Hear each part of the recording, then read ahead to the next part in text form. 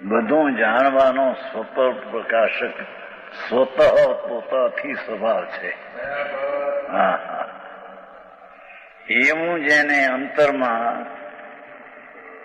પૂર્ણ અનંત ગુણોનો પિંડ પ્રભુ